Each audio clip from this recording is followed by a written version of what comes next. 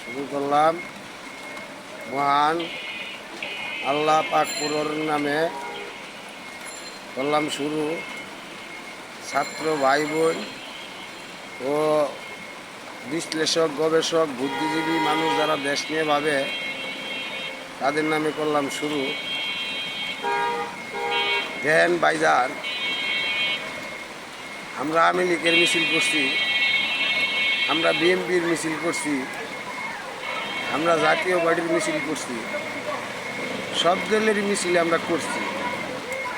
আমরা সাধারণ মানুষ, ঢাকা শহরে থাকি, দেশের থেকে আইসা অনেক কর্মক্ষেত্রে আমগর নেতা করে কথা শুনতে হয়। না শুনলে হুমকি মারে, দামকি মারে যে আমগর লোকে মিটিং মিছিলে যাবি না, কোনো বিপদ করলে বুঝবি যে কি অবস্থা। না কি করবো, গরিব মানুষ তো, কর্ম করার ক্ষেত্রে ভুল ত্রুটি দু একটা হইতেই পারে। তারা এই সুযোগ খুঁজে সুযোগটা কাজে লাগানোর চিন্তা ভাবনা করে। ওই সব লোক যারা এক প্রকারের লোক আছে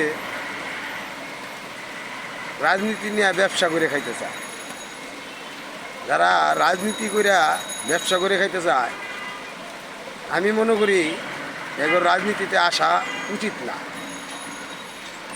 রাজনীতি আমরা ছোটবেলা শুনছি, যারা সাদা মনের মানুষ, জাগর ভিতরে কোনো ভেজাল নাই,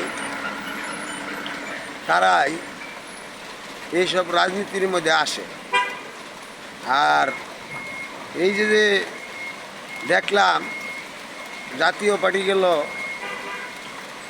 বিএনপি গেছে, আওয়ামী লীগ গেছে, সবাই যার স্বার্থের প্রতি কান্দে। কিন্তু আমার কথা ওইটা না। আমার কথা হইল, এই দেশে যতগুলা পার্টি আছে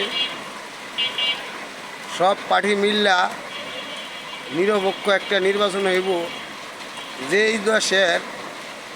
যেই দলের কোনো হিংসা ভেদাভেদ থাকবে না, সবাই মিল্লা একসাথে কাজ করব, কাঁধে কাঁধ মিলাইয়া দেশটারে কেমনে বাঁচান যায়, সাধারণ মানুষ কেমনে কাজ করে খাইতে পারবো, সাধারণ মানুষ নিঃস্বাধীনভাবে চলতে পারবো।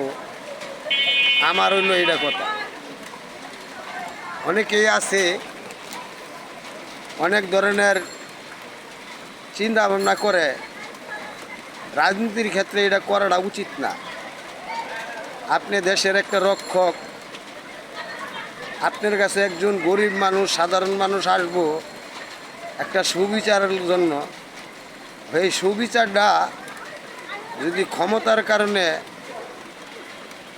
অন্যায়ের কারণে আপনি যদি ওই বিচারটারে অন্যদিকে লয়ে যান, তাহলে মানুষের বিচার প্রতি কোনো আশা ভরসা থাকে না। সাধারণ মানুষ কার কাছে এই বিশ্বাসটা পাইব, কার কাছে দয়াটা পাইব?